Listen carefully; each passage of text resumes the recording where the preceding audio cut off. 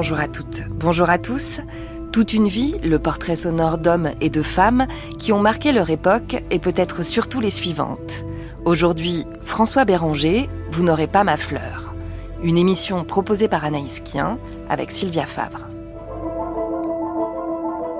François Béranger, c'était une star dans les années 70. Des ateliers Renaud de Boulogne-Billancourt aux planches de théâtre et de cabaret, en passant par la guerre d'Algérie, il a affûté sa langue et ses mélodies pour chanter son époque et s'interroger sur les autorités qui ordonnent le monde. Dans les textes de Béranger, il est question de pavés, de devoir travailler, d'un étouffement généralisé souvent, mais avec sa participation au film de Jacques Doyon et GB L'An 01, il était aussi question d'imaginer une autre société, sans clé, sans bourse et sans propriété. Tout de suite, une page de Mécanique céleste avec François Béranger, un documentaire d'Olivier Chaumel réalisé par Marie Placet.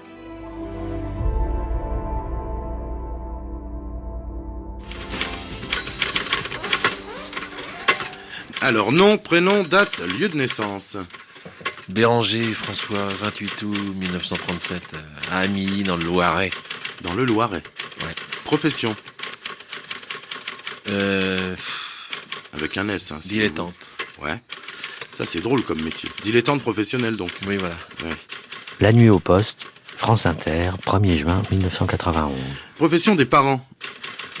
Mon père était ouvrier d'usine, syndicaliste, député. C'est pas vrai. Oui. Ah, d'accord. Profession avant d'être artiste, même dilettante. Vous avez fait quoi en J'ai gros fait beaucoup de choses. J'ai fait du cinéma, j'ai fait du cinéma d'animation, j'ai travaillé à la télévision, je travaillais au service de la recherche de l'ORTF. Pierre Schaeffer qui m'a tout appris. À l'époque où il cherchait encore des choses. Ah oui, il m'a tout appris. Et puis avant ? Avant, je travaillais chez Renault. Ouais. Et puis avant, je faisais des études au lycée. Et puis en seconde, j'ai dit, bon, j'en ai marre du lycée, tout ça, je vais travailler en usine. Alors, je suis parti travailler en usine. Je suis effectivement rentré chez Renault. Et puis, bon, c'est une connerie, quoi. Ouais, le plus dur, c'est pas tellement d'entrer, c'est d'en sortir. C'est un coup de tête, c'est comme la Légion, quoi. Ouais, c'est ça. François Béranger, Vous n'aurez pas ma fleur. Celle qui me pousse à l'intérieur, tu veux dire ? Olivier Chaumel, Marie Placet. Moi, j'ai cette phrase tatouée sur mon dos. Vous n'aurez pas ma fleur. En vrai ? Ouais, en vrai, ouais. Je peux pas vous la montrer parce qu'il fait froid. mais oui, c'est une phrase très importante. C'est une chanson emblématique ouais, bien sûr. de ce que Béranger était. Bien sûr, exactement. Ouais. Vous êtes les plus forts, mais tous vous êtes morts, et je vous emmerde. Réprimez-moi si vous voulez, à cause de mes cheveux trop longs, à cause de ma gueule arrogante au passage des quarts de poulet. Donnez-moi des coups de pied dans le fion, des coups de bidule dans les roustons, puis enfin traitez-moi de tante, faites-moi une tête bien rasée. Comme les nazis en l'an 40, vous n'aurez pas ma fleur, celle qui me pousse à l'intérieur. Fleur cérébrale et fleur de cœur, ma fleur. Fleur de cœur, ma fleur. Fleur de cœur, ma fleur. Anarchiste, François Béranger ?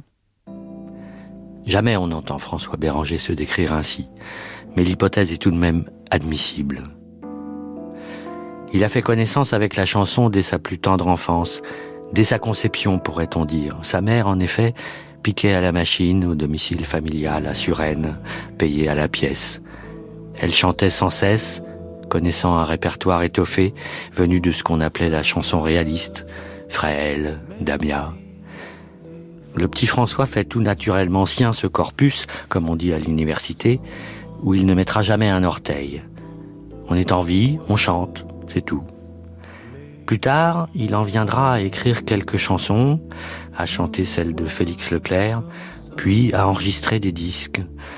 La perspective de monter sur scène lui semblait une incongruité, lui si timide. Il cédera cependant aux bons conseils de bons amis qui lui en démontrent l'opportunité. D'abord très rétif, il ne tardera pas à y prendre goût assez vite. Quant à la conscience politique, elle est née chez Béranger également du contexte familial qui se situe du côté d'un prolétariat pauvre, mais instruit et combatif. Entré dans la carrière, un mot dont on peut se dire qu'il n'en comprend pas véritablement le sens, François Béranger aura une méfiance extrême à l'égard des industries du disque et du spectacle, tout en s'intégrant à ce panier de crabes, ce sont ses mots, et à son corps défendant. Bah oui, ça c'est sûr. Mais la chanson pour vous, la c'est chanson... l'univers rêvé, parce que vous n'aviez pas été inventé pour la chanson. Ah si, un petit peu. Radioscopie, France Inter, 22 juin 1977. Mais je vais vous dire ce que c'est que la chanson pour moi. La chanson, c'est, historiquement en France, c'est le moyen d'expression populaire. Il n'y en avait pas 36, il y en avait qu'un, c'était celui-là. Le moyen, oui. Et puis, quand les structures traditionnelles de ce pays sont mortes, ont éclaté, c'est-à-dire, disons, pour simplifier, vers 1900, quand les campagnes ont commencé à se vider, etc., au profit des villes, les structures traditionnelles sont mortes. Donc la chanson, moyen d'expression populaire, venant du peuple, quoi, pour le peuple, est morte à ce moment-là. Et puis elle est restée morte un certain temps.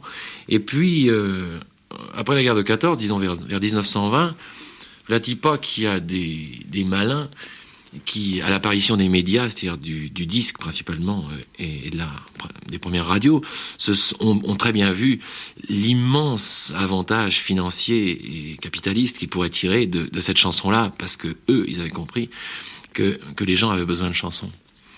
Et je crois que les gens ont besoin de chansons, effectivement. C'est pour ça que la chanson, c'est un objet méprisé aujourd'hui, et souvent à juste titre, parce qu'il y a beaucoup de chansons qui sont méprisables. Non, il ne faut pas généraliser, ce n'est pas un objet méprisé. Certaines chansons sont méprisantes. Mais comment est-ce que vous expliquez, par exemple, que la chanson, ce soit le seul domaine qui n'ait pas de subvention dans la politique culturelle de la France? Il y a tellement d'autres domaines où il n'y a pas de subvention. Oui, mais enfin, la danse est subventionnée, le théâtre subventionné, le cinéma est subventionné, la chanson n'est pas subventionnée. Si je réclame pas une subvention, hein, je crois que j'accepterai pas. Quoique ça dépend, ça me permettrait peut-être d'acheter des choses. Emmanuel Béranger, Stéphane Béranger, vous êtes les enfants de notre sujet François Béranger. Les usines Renault ont une importance assez capitale dans l'existence de François Béranger. François Béranger lui-même y a travaillé, non par atavisme, mais plutôt par conviction politique, si je comprends bien. Est-ce que vous avez connu vos grands-parents paternels? Oui. Ouais. Dont le grand-père Béranger, qui travaillait aussi chez Renault. Plus un frère de François, qui a fait aussi toute sa carrière chez Renault. Et moi, j'ai fait un peu d'intérim au Standard chez Renault. Donc notre grand-père paternel était très fier. Et il m'a même dit « Ah, ben c'est bien, t'as trouvé du boulot, tu vas faire ta carrière chez Renault. » Je dis non. Mais on est tous passés, sauf Stéphane, on est tous passés chez Renault, quoi, dans les Béranger. François Béranger a fini par dire assez vite bah non. Il n'est pas resté longtemps. Ouais. Et votre grand-père paternel, qui se prénommait André, était ouvrier tourneur à Billancourt. Que je sache. Il a commencé comme ouvrier, mais il est monté en grade très vite, puisqu'il a fini, je crois, directeur des relations publiques. De l'usine. Ouais. Et il est devenu député. Oui, de la Nièvre. Syndicaliste. Oui, syndicaliste, catholique de gauche. Alors, je ne sais plus comment il s'appelait, ce parti. Le MRP, je crois. Voilà, bravo. Les chiens ne font pas des chats. Pourquoi vous dites ça, Stéphane Béranger? Parce qu'on sent bien que la culture populaire des parents de François a fortement marqué l'histoire et les orientations et politiques et artistiques de François. D'abord la chanson par sa mère couturière, et ensuite le milieu Jeanne, ouvrier par Renault, par le syndicalisme qu'il a découvert au travers des usines Renault de Billancourt. Donc forcément, on sent bien que la culture familiale a été un moteur, notamment dans la découverte des injustices qu'il a, j'imagine, rencontrées dès ses premières années chez Renault. Parce que c'était un milieu très prolétaire, quoi. La grand-mère, elle était couturière, donc son père est rentré à Renault comme ouvrier, mais ses grands-parents étaient aussi des prolétaires, couturière aussi pour l'arrière-grand-mère. Le grand-père, je sais plus ce qu'il faisait, je crois qu'il fabriquait des vélos. Enfin, de ce côté-là, c'était prolétariat pur et dur, quoi. Donc je pense que sa conscience politique, elle vient de là au départ, quoi. toute sa vie, il a dévoré des bouquins. Moi, je le vois encore, dévorant des bouquins en permanence.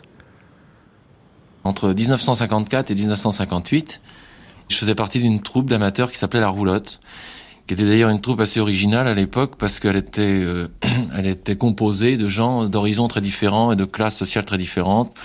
Ça se situait géographiquement dans le 9e, 10e, 11e arrondissement de Paris. Et il y avait là-dedans des gens qui venaient des scouts de France, des éclaireurs unionistes, des éclaireurs de France, des jeunesses communistes. Et tous ces gens-là s'étaient réunis, enfin, un peu fortuitement, et avaient décidé de créer une troupe d'expression, on disait expression à l'époque. Et on était spécialisé dans la fabrication de spectacles pour les publics défavorisés, c'est-à-dire les handicapés, les hôpitaux, les enfants délinquants, etc. Et c'était assez salutaire parce que ça nous sortait de nos propres petits problèmes à nous et ça nous projetait vers des réalités qui sont toujours d'ailleurs extrêmement brutales et pénibles. C'était mieux que maintenant, ce que vous faisiez ? C'était différent. Je pense qu'on avait certainement plus les pieds sur terre parce que ce métier-là, ça vous coupe énormément de la réalité. Mais donc j'ai commencé à chanter là, à ce moment-là, à La Roulotte, donc jusqu'en 58. En 58, je suis parti à l'armée. Je suis resté 31 mois. Quand j'en suis revenu, c'était l'Algérie et tout ça. J'avais plus tellement envie de chanter. Il nous a pas parlé de sa guerre. Ouais. Je savais qu'il recevait des cartons de bouquins que sa mère lui envoyait, mais il n'a pas parlé de sa guerre. Il s'est fendu quand même, vers la fin de sa vie, d'une petite autobiographie d'une 40aine de pages qui commence par « Je suis né, je mourirai ». Et il résume ses aventures militaires par cette phrase sibylline « Je hais tous ces cons ».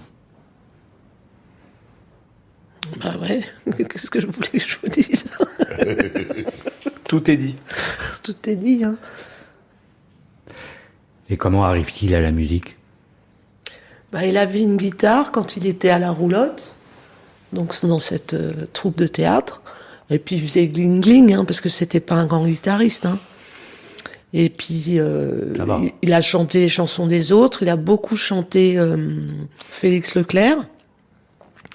C'est son dernier album. C'est son dernier album. 19 chansons de Félix Leclerc. Voilà, qui est magnifique. Et comment il s'est mis... Inattendu et très réussi, ouais. Comment il s'y est mis ? Je crois que c'est un jour dans la cour ici qu'il a écrit Tranche de vie, qu'il a enregistré sur un mini-cassette. À l'époque, il y avait un ami à lui qui habitait ici, qui lui a piqué la cassette pour la faire écouter à CBS, je crois. Oui, c'est ça. Il a piqué la cassette pour la faire entendre à Françoise Lowe, qui était directrice artistique chez CBS. Et puis bon... Denis Reynaud, journaliste. Qui a donc été transmis à Jacques Souplet, qui était le directeur de CBS. Bon, alors entre eux, ça n'a pas été une grande histoire d'amour, mais au départ, bon, on lui a fait quand même un contrat de 5 ans, quoi. Bon, ça... Et c'est le fameux 45 tours où il faut retourner pour avoir la chanson en entier, où il faut retourner la face.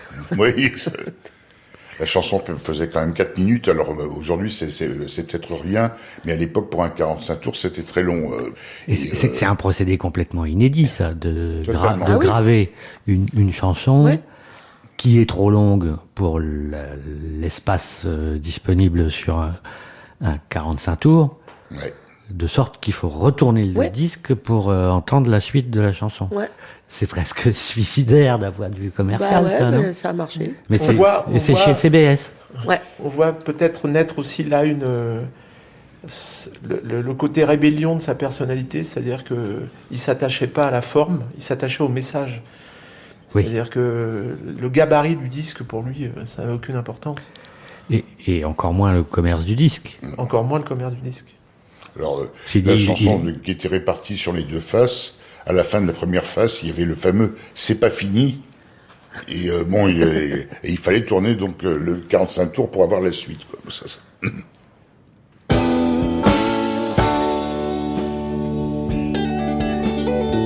Je suis né dans un petit village qui a un nom pas du tout commun, bien sûr entouré de bocages.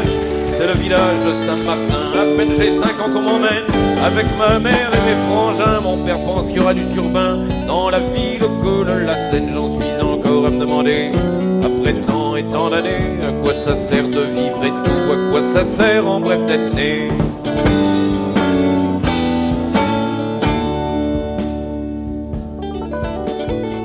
La capitale c'est bien joli, sûrement quand on la voit de Passy, mais de Nanterre ou de Charenton, c'est déjà beaucoup moins folichon. J'ai pas de mal à imaginer par où ce que mon père est passé, car j'ai connu 10 ans plus tard le même tracas, le même bazar, j'en suis encore. Stéphane Sanseverino, vous êtes chanteur et guitariste.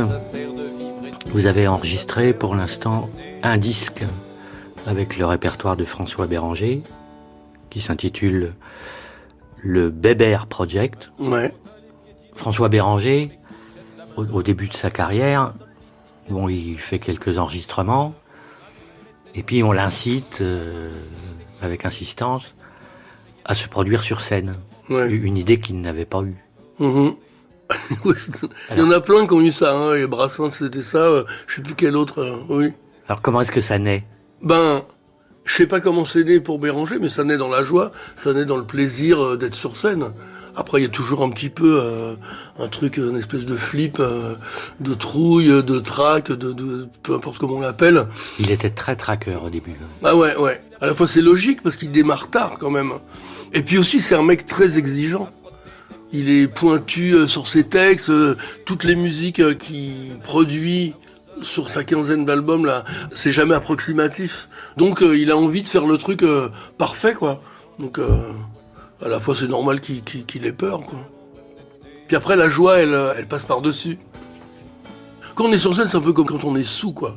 C'est-à-dire qu'à un moment on file tout droit quoi, on file jusqu'à la fin. C'est pas fini. C'est dans le texte. Je le dis à chaque fois.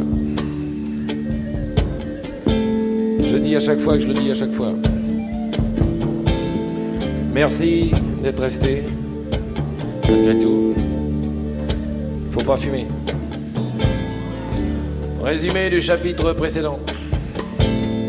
Le héros travaille à l'usine. Ça l'emmerde. Deuxième et dernière partie. Quand on en a un peu là-dedans, on n'y reste pas bien longtemps. On s'arrange tout naturellement pour faire des trucs moins fatigants. Je me faufile dans une méchante bande qui voyoute la nuit sur la lande. J'apprends des chansons de bruyants en faisant des croche-pattes aux agents. J'en suis encore à me demander, après tant et tant d'années, à quoi ça sert de vivre et tout, à quoi ça sert en bref d'être né.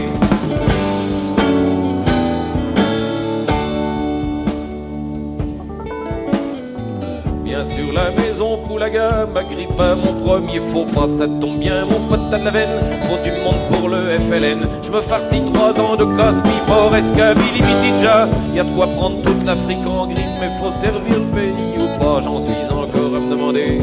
Après tant et tant d'années, à quoi ça sert de vivre et tout, à quoi ça sert en bref d'être né.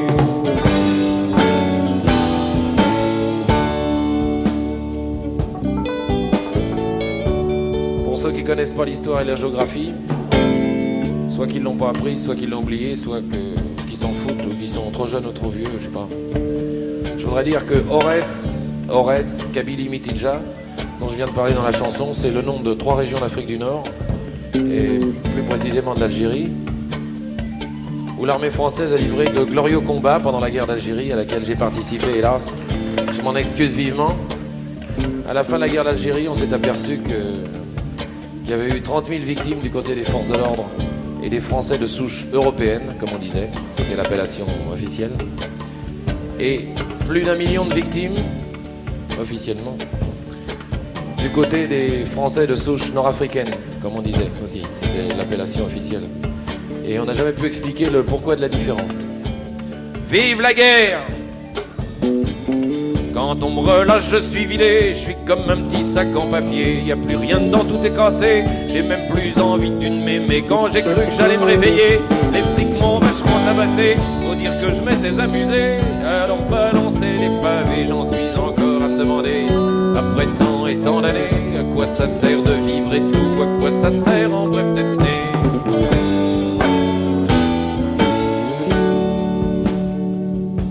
Stéphane Sanseverino, vos premières expériences de François Béranger en tant qu'auditeur, spectateur, c'était à quelle époque, dans quel contexte? J'étais au Sénégal, je faisais mon service militaire au Sénégal, voilà, moi qui vous parle. Et enfin une partie du service militaire, parce que quand on va en Afrique, on va moins longtemps. Donc j'ai fait une partie de mon service militaire là-bas, et là-bas, dans le foyer, il y avait un disque de Béranger. Il y en avait 2 même. Ce qui était assez incroyable dans un foyer d'une caserne, avoir des disques de Béranger. C'est très inattendu. Voilà, c'est carrément inattendu. Et pourtant, je sais pas, peut-être que la personne qui s'occupait des disques était soit anard militaire, soit il a pas vu passer le disque de Béranger. En tout cas, il y avait 2 disques qui étaient là. Et j'avais un copain qui me disait « Ah, mais Béranger, tu connais et tout. » Et puis j'ai écouté donc toutes les chansons de Béranger. Le copain, lui, les connaissait par cœur. Dans une caserne. Dans une caserne, voilà, exactement. Une caserne de marins. Voilà, exactement. Peu de temps après, j'ai commencé à acheter ces disques. Hein, voilà, donc un premier, un deuxième, etc. Là, je crois que les vinyles, je les ai tous en double ou en triple. Les CD, pareil. Donc oui, petit à petit, en 40 ans, j'ai acheté plusieurs fois l'œuvre de Béranger. Qu'est-ce qui vous a plu chez François Béranger, Stéphane Sanseverino? C'est sa voix un peu paternaliste, là, ce côté comme ça, là, avec du grave et tout, qu'il a, son côté hyper frondeur. Moi, j'ai senti tout de suite sa liberté. Son indépendance. Ouais, et puis c'est la grosse liberté, je dis ce que je veux. Je vous emmerde, je fais ce que je veux. Éric Frasiac, vous êtes auteur, compositeur, interprète. Vous avez votre propre répertoire. Et puis, il vous est passé par la tête d'enregistrer 2 albums, 2 CD, avec le répertoire de François Béranger. Pourquoi Béranger? Parce que Béranger a été tout au début de mon envie d'écrire. En fait, j'ai une quinzaine d'années quand je découvre François Béranger. Je commence à gratouiller un tout petit peu sur une guitare. Et les chansons de Béranger sont pour moi comme une espèce de révélation de ce qu'on peut dire dans une chanson, en fait. J'ai en tête certaines photos de François Béranger, Éric Frasiac, où il a les cheveux longs, voire un catogan. Oui, souvent, ouais. Et il fait penser un peu à une sorte de chef Sioux. Il a un côté comme ça, oui, peut-être, ce côté un peu... sur scène peut-être drôle, mais dans la vie peut-être plus taciturne, un peu comme ça, quelqu'un qu'on respecte, quelqu'un qui détient une espèce de parole forte et une espèce de savoir comme ça. Pas un gourou, parce qu'il s'en défendait bien, il le disait dans ses chansons.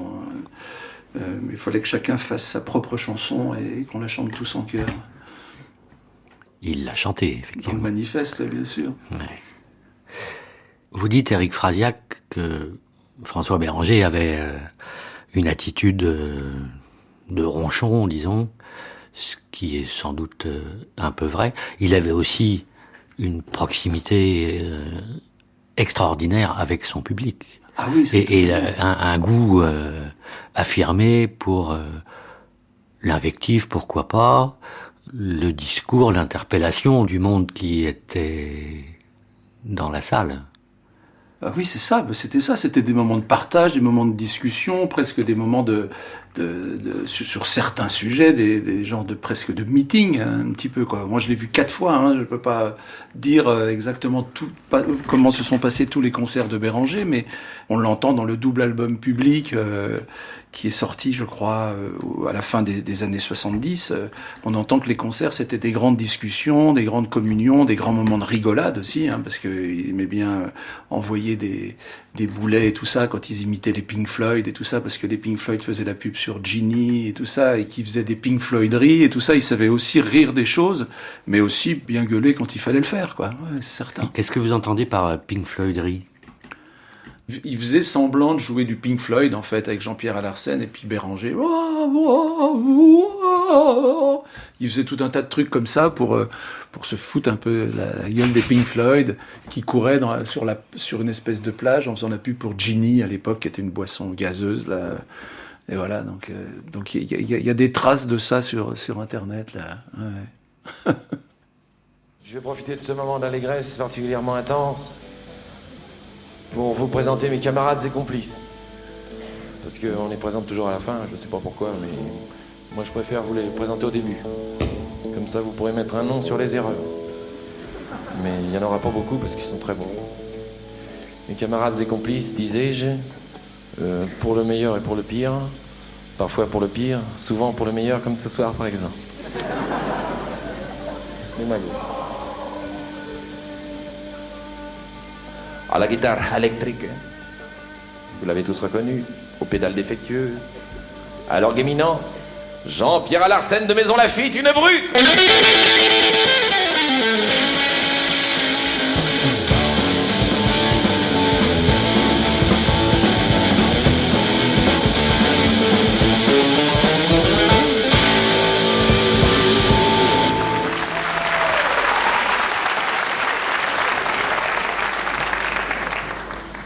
trop.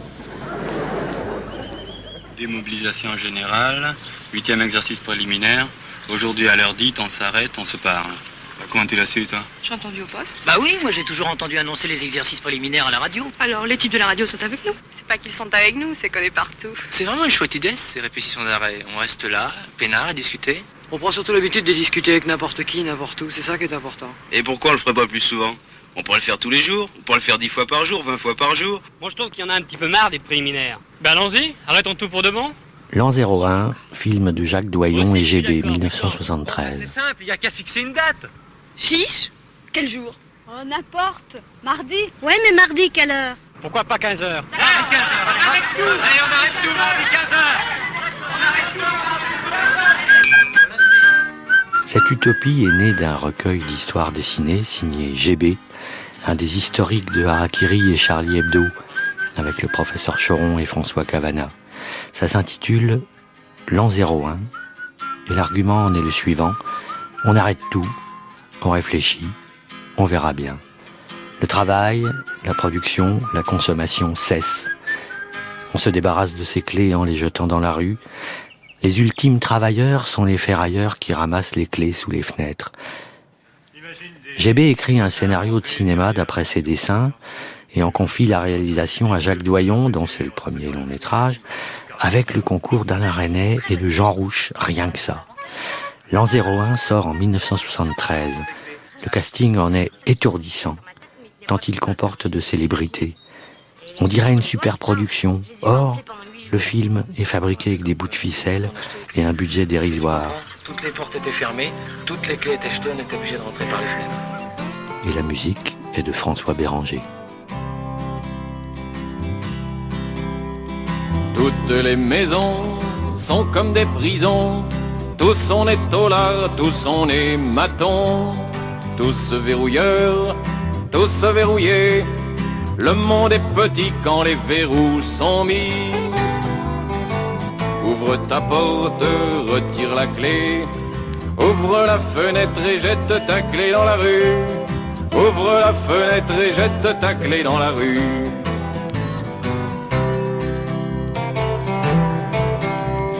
Y a plus rien à vendre, y a plus rien à prendre, plus rien à cacher, plus rien à voler.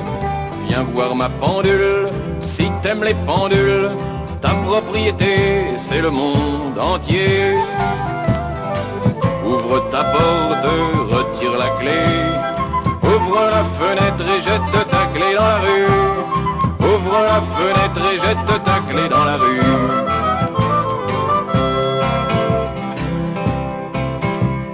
Moi j'aime les plafonds pour y faire des ronds d'allégresse après les caresses, des ronds de bien-être, je veux tous les connaître, je veux aller rêver sous ces plafonds cachés.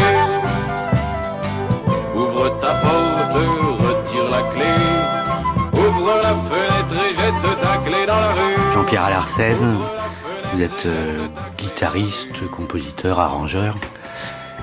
Et vous êtes arrivé dans la vie de François Béranger vers 1974, sauf erreur. Oui, 74, effectivement. Et ça correspond à un basculement de l'univers musical de François Béranger, qui était plutôt folk avant. Oui. Et avec vous, c'est très clairement rock. Oui, c'est vrai. Vous aviez les cheveux frisés à l'époque, je crois. À l'époque, j'avais les cheveux plutôt bouclés, mais très longs. Ouais. Et puis, vous êtes resté un beau jeune homme, d'ailleurs. Ah bah, si je peux flagorner un peu. Alors, ça fait un chèque. Frisé, mais... Alors, bon, ça fait un chèque de plus. Alors, bon, je vais me ruiner en venant ici. Bon, alors donc, moi, j'étais un petit peu échaudé par le show business, dans lequel je suis rentré complètement par hasard. Et donc, on fait un essai musical avec Béranger sur les chansons. Je fais ce que je peux. Béranger me laisse entièrement libre. Il n'y a aucune directive. Et puis, il a l'air d'être très satisfait. Alors, finalement, j'ai décidé de continuer. Et puis, ça a duré quand même jusqu'en 78. On avait une relation, François et moi, assez particulière. Je crois que c'était pour moi un peu un père de substitution. Et lui... Il a 7 ans de plus que vous, je crois. 10. Ah, pardon. Mais vous savez, un père de substitution peut être plus jeune que... Bon. Mais donc, oui, c'était un petit peu un père de substitution. Et je crois que j'étais un peu comme un enfant adoptif pour lui. On se voyait en dehors des concerts. On allait au cinéma ensemble, on allait en vacances ensemble, on faisait des petits restos ensemble, etc. C'était unique. C'est une relation absolument unique. Mais tout le groupe était comme ça. Enfin, moi, c'est ce que j'ai jamais rien connu de mieux que cette période de François Béranger quand je l'ai accompagné. Pour vous donner un ordre d'idée, au départ, il était payé au cachet avec un minimum fixe. Ça se faisait beaucoup à l'époque. Bon. Quelquefois, la recette avait été bonne, supérieure à ce qui avait été, qui était attendu. Et le public était nombreux. Pardon ? Le public était nombreux. Pas toujours. C'était, je dirais à ce moment-là, c'était dans les 300, 400 personnes, pas plus. Et Béranger venait nous voir en disant « Eh bien là, ce soir, j'ai fait plus, je vais pouvoir vous donner plus. » Vous voyez ? J'ai jamais rencontré quelqu'un d'autre qui faisait ça. Voilà. Ouais. C'est ça, Béranger. Ouais. Extraordinairement généreux et honnête aussi. Quelqu'un d'une honnêteté absolument irréprochable. C'est quelqu'un qui donnait énormément. Il était très cultivé, il était très intelligent, il avait une très grande sensibilité. Et nous, le groupe, et moi en particulier, on a beaucoup appris. Déjà aussi en politique. Et puis, il avait la guerre d'Algérie, Béranger. Et c'est quelqu'un qui est ressorti vraiment traumatisé par son expérience de la guerre. Et ça se sent toujours. Oui, enfin, nous, on le sentait, mais on n'avait pas très bien compris quand même. On voyait bien que de temps en temps, il avait des absences. Et il avait les yeux comme ça qui se perdaient un peu dans le vague. Et on ne comprenait pas très bien pourquoi. Est-ce que vous avez un signe particulier à l'intérieur de la tête ? Est-ce que vous avez, je sais pas, une collectionnite, une manie un petit peu spéciale, un truc sinon inavouable, en tout cas un peu secret ? La nuit au poste, France Inter, 1er juin 1991. J'ai une particularité, je fais des nœuds. Des nœuds où ? Dans les cordes. Ah bon ? Pour faire de la voile ou... Par exemple, c'est un univers absolument fabuleux. Ah oui, les nœuds, mais les vrais, alors le nœud de chaise, le machin, c'est une espèce de zen. Ça c'est le béaba, c'est un peu du zen, oui, c'est ça. Il y a combien de nœuds, par exemple, à votre répertoire, si j'ose dire ? Ah, mon répertoire, je sais pas, peut-être une centaine quand même, mais il y en a 3800 de connus. Donc le roi du nœud... Voilà, vous l'avez dit à comme l'insu de sait, tous, incroyable.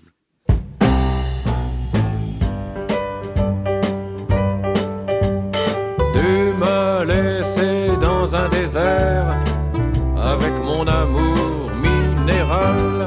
Je sais bien que la place des pierres, c'est d'être dans les déserts. Je sais aussi qu'à la nuit tombée, les pierres trop chaudes éclatent en poussière. Et dis donc Béranger, faudrait peut-être faire des chansons plus gaies.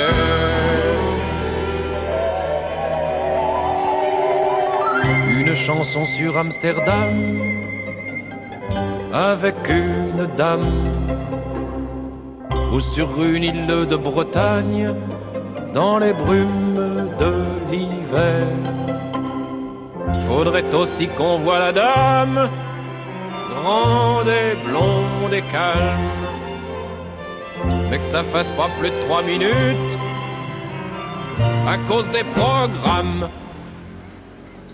Emmanuel Béranger, Stéphane Béranger, il y a une curiosité importante chez cet homme, chez François Béranger, et on découvre, en se documentant un peu sur son cas, des choses étonnantes. Il était passionné par l'aviation. Il avait une licence de vol lui permettant de piloter un petit peu tout ce qu'il voulait. Et une passion également pour ce qu'on pourrait appeler des gadgets électroniques. Une petite caméra, par exemple, des accessoires sonores. Le premier téléphone de voiture. Tu te souviens ? Ouais, il était très attiré par la techno, c'était un sujet qui l'intéressait beaucoup, toujours dans l'esprit de sa curiosité qui était la sienne. Il aimait bien, c'est vrai, la techno, et il a vécu la naissance d'Internet et du téléphone portable avec les téléphones de voiture. L'aviation, effectivement, était un sujet fort pour lui, il a beaucoup pratiqué, et c'est vrai que dans sa façon de pratiquer, c'est... Il vous a emmené ? Oui, bien sûr, il nous a fait voler souvent, j'ai moi-même piloté avec lui, mais tout ça pour dire qu'il faisait les choses très à fond, quoi. C'est-à-dire qu'il survolait jamais les choses. Et moi, il y avait un truc aussi, à la fin de sa vie, quand il habitait dans les Cévennes, il s'est mis à la couture. Il faisait ses chemises. C'est très dur de faire une chemise. Il a fait des hamacs, mais il faisait tout à fond. J'ai cru comprendre qu'il se rendait parfois sur le lieu de ses concerts en tournée, en coucou, en avion. Oui, ça lui a posé beaucoup de problèmes. Ça, j'imagine, oui. Parce que quand la météo n'est pas bonne, avec un avion, on ne peut pas rentrer, ou on ne peut pas partir. Donc il y a eu quelques petits couacs. Oui, puis ça faisait pas non plus partie de la panoplie du chanteur de gauche, quoi. C'est-à-dire que oui, c'est ça. Il a aussi ça posait des problèmes avec le public. Oui, ouais, ça posait ouais, c'est ça. Mais enfin, en même temps, il était capable de défendre ça très bien. Hein. Et d'ailleurs, il a bien fait parce que, comme quoi, on peut être de gauche et faire de l'avion, c'est pas un problème. Enfin, je veux dire. Non, c'est les mêmes qui disaient des magots dans les salles. Voilà, exactement. Il a gagné de l'argent, il l'a dépensé. Voilà. Il s'est acheté des avions, on les a utilisés, et puis voilà, quoi. Jean-Pierre Alarcène, entre 1974 et 1978, puisque ce sont approximativement les dates du temps où vous étiez aux côtés de François Béranger, vous avez fait combien de concerts avec lui ?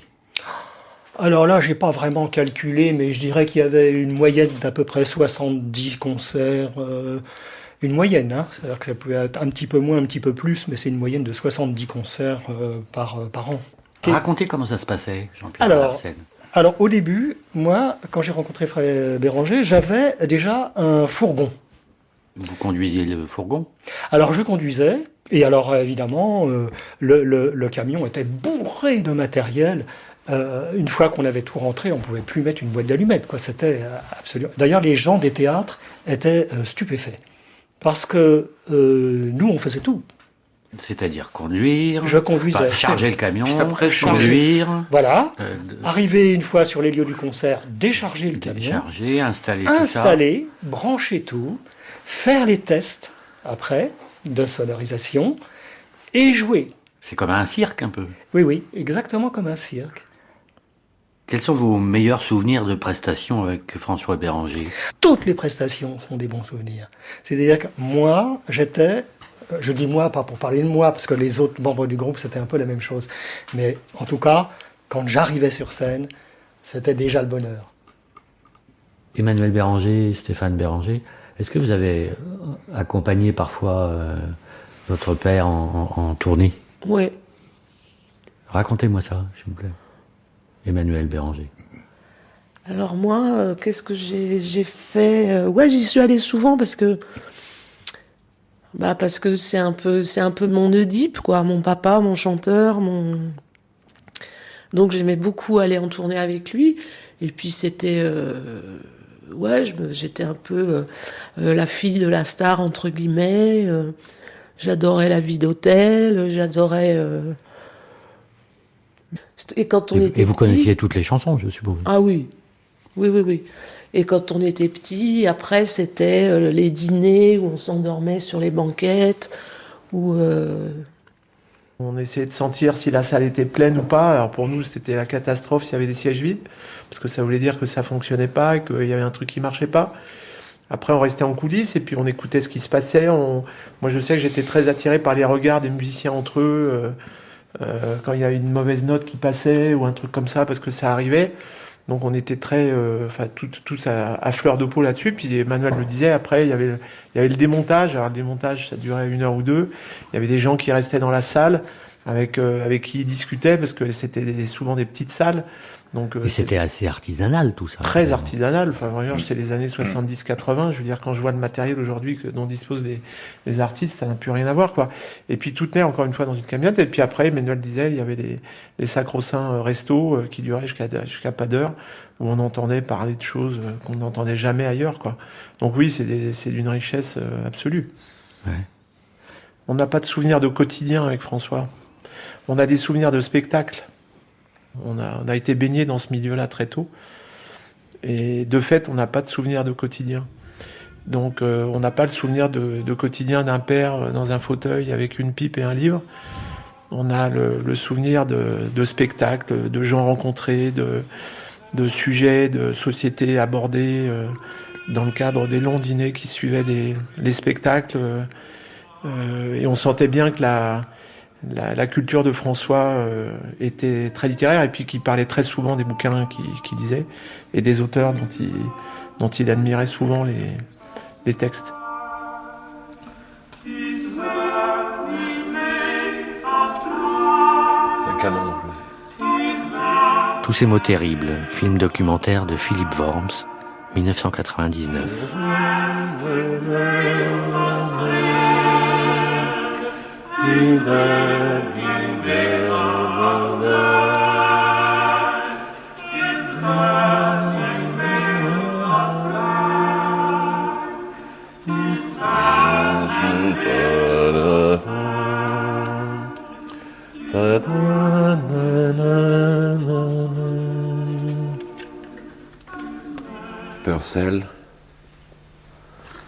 Purcell, il a écrit de très belles chansons aussi. Chansons de taverne qu'il chantait avec ses copains musiciens, qui sont en général des chansons assez paillardes. 1 fois, 2 fois, 3 fois, j'ai essayé de séduire Julie. La garce a toujours refusé. Et comme je ne peux faire mieux, je ne ramperai devant aucune autre chienne. Baise mon cul, truie dédaigneuse. Ma maîtresse est désormais le vin. Je trouve ça super.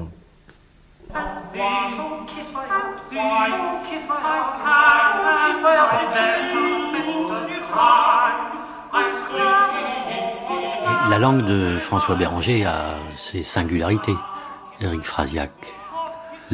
Comment est-ce qu'on peut décrire ça ? Elle a ses singularités, mais c'est une langue Béranger assez simple, en fait. Il est dans une écriture assez immédiate. Il est dans une écriture qui n'est pas comme pourrait l'être Léo Ferré, où il y a une recherche de vocabulaire, de poésie, de complexité. C'est une poésie immédiate. Il raconte des choses et tout de suite on comprend ce dont il parle. Hein, il n'est pas...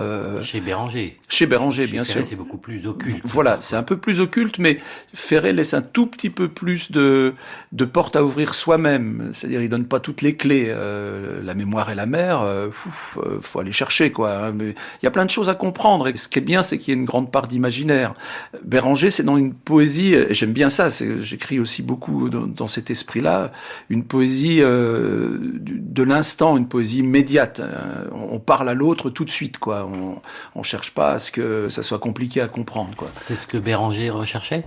Ben, je pense qu'il était dans cet état d'esprit-là, quelque chose d'assez convivial et partageur immédiatement, quoi. Comme on peut parler autour d'une table, autour d'un verre.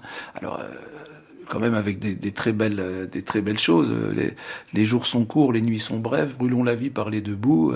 Il y a des très très beaux moments d'écriture. Hein. C'est pas ce que je dis pas que Béranger écrivait facile, mais en tout cas c'est une écriture assez immédiate, fraternelle, partageuse. Ouais. Pour moi. Au-delà de ça, parce que Béranger n'a pas fait que des chansons d'engagement et des chansons sociales, etc. Il a fait beaucoup de chansons d'amour et des chansons d'humour aussi. Et quelques chansons idiotes aussi. Ah oui, des chansons idiotes, mais ça, il aimait bien. C'est dans ces textes-là aussi que parfois, les oiseaux mécaniques, des fois, il y a des trucs, enfin, des trucs marrants, mais en même temps, on a l'impression que il a fait ça en déconnant sur le coin d'une table, qu'il s'est dit, ouais, c'est bien, ça va le faire, ça va faire rigoler tout le monde. Et puis, il y a des petits moments, une chanson comme Dis-moi oui, par exemple. Oui, oui, dis-moi oui, avant qu'il ne soit trop tard.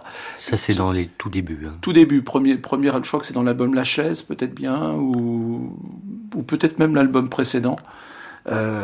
J'avais l'impression qu'il déguisait un tout petit peu ses chansons d'amour en faisant des arrangements un peu de briquet de broc pour planquer un petit peu la poésie qu'il mettait dans ces textes-là. Moi, quand j'ai repris les chansons de Béranger sur cet album-là, quand on reprend le texte et qu'on reprend la mélodie, on a une véritable chanson d'amour qui touche, qui a tout dans la mélodie et dans les mots pour être quelque chose d'assez soyeux comme ça. Et lui, j'avais l'impression qu'il cassait un peu les codes pour dire « Ok, je parle d'amour, les gars, mais je fais ça comme ça. » En tout cas, c'est la sensation que ça me donnait sur plusieurs chansons. Dans un but de dissimulation ? J'ai une espèce d'impression de ça. Je pense que c'est de pudeur, peut-être ? De pudeur. Je suis sûr qu'il avait une certaine partie de lui qui était dans la pudeur pour l'écriture. Parce que dans ses premiers albums, il y a beaucoup de chansons d'amour, en fait. Alors au milieu d'autres qui parlent construit dans ta tête une ville sur les chars russes qui rentrent à Prague, voilà, oui. C'est des chansons fortes comme ça. Mais à côté de ça, il y a des... Ce qui ne lui a pas valu les faveurs des organisateurs de la fête de l'Humour d'ailleurs. C'est sûr, lui il était plutôt d'un côté libertaire, mais ça, les anards ont toujours été en complexité avec le PC. Mais ça n'empêchait que, comme le PC était organisateur de beaucoup de choses et qu'il y avait beaucoup de militants syndicaux qui, en province, organisaient aussi des choses dans le cadre de leur assos et tout ça. Ces milieux-là se sont toujours un peu frottés, mais en même temps tolérés, et ils se ressemblaient beaucoup plus qu'on ne le pense.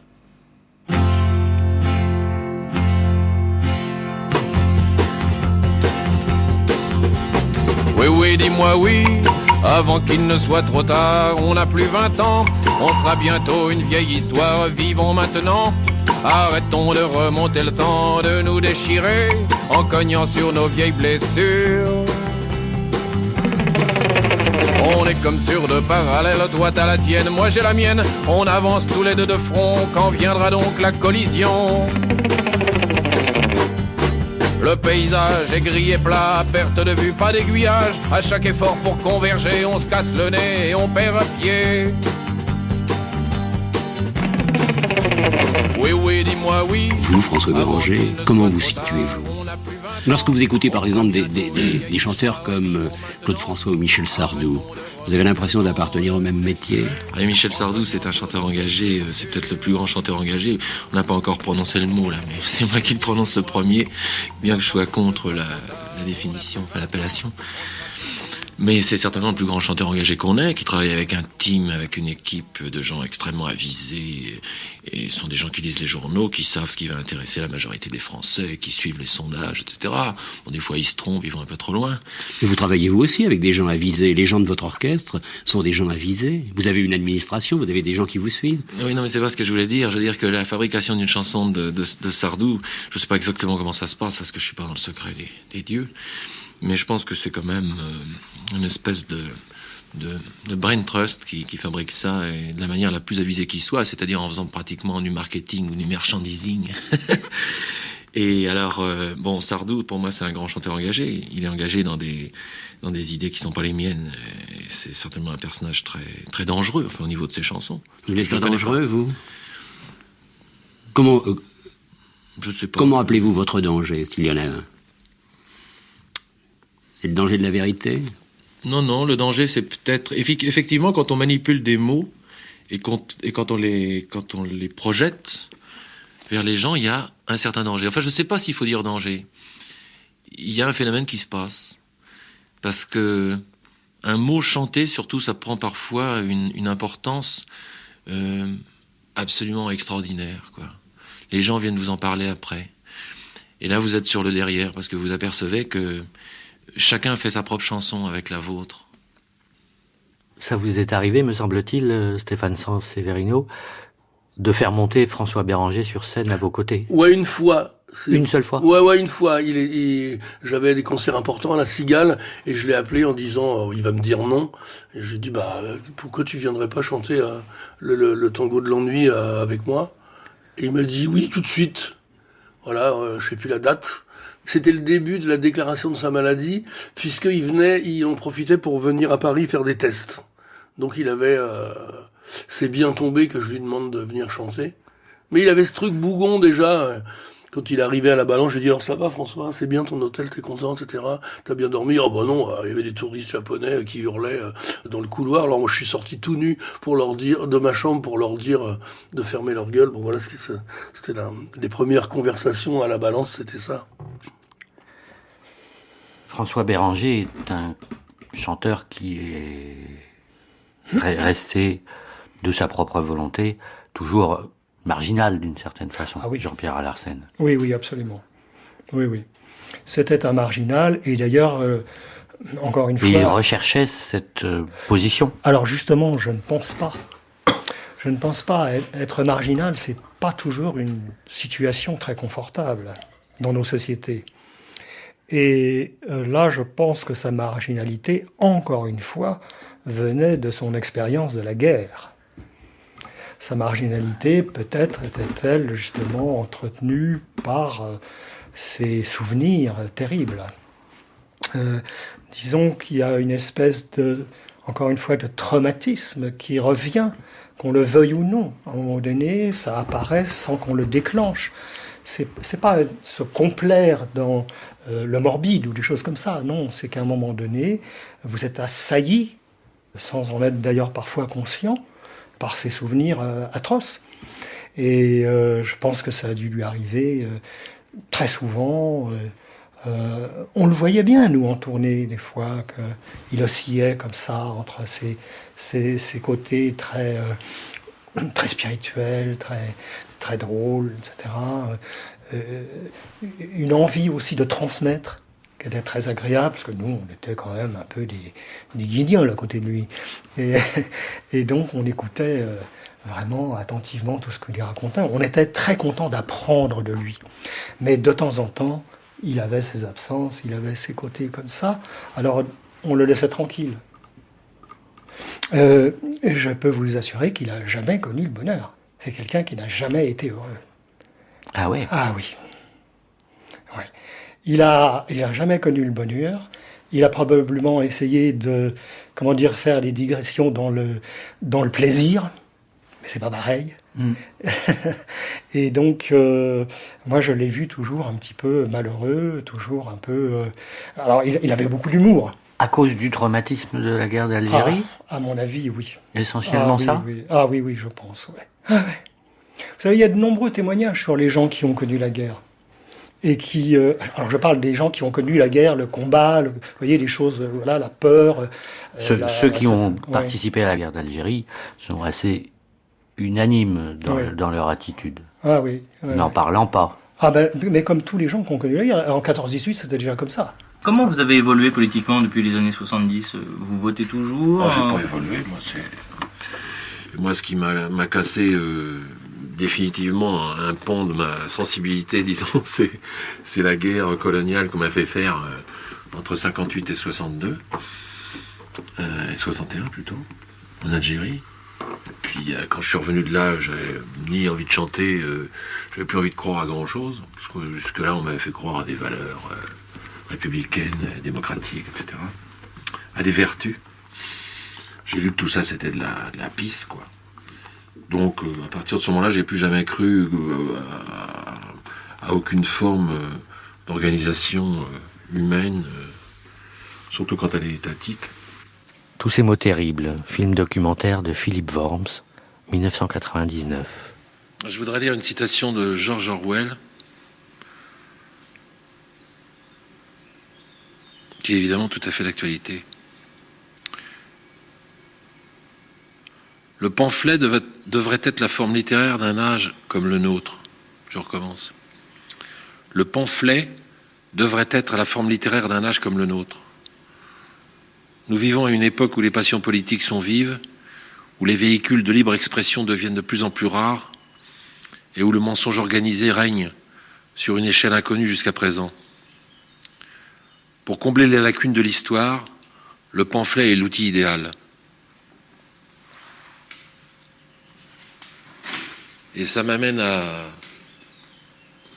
à dire 2-3 mots sur ce que je pense de... Je l'ai peut-être déjà fait d'ailleurs dans ces soliloques, mais je peux le refaire. Sur ce que je pense de ce que j'ai fait moi, de mes chansons, quoi.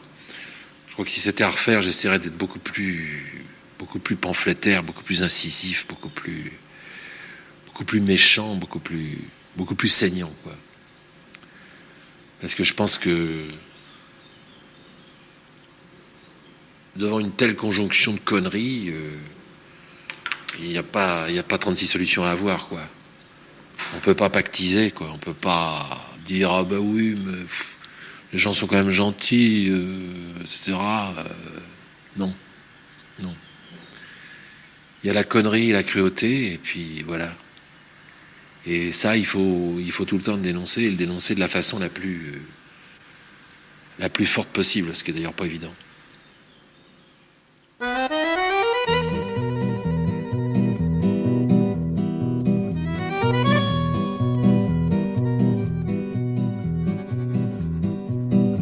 C'est un petit bonheur que j'avais ramassé.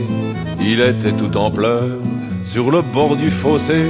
Quand il m'a vu passer, il s'est mis à crier: Monsieur, ramassez-moi, chez vous, amenez-moi.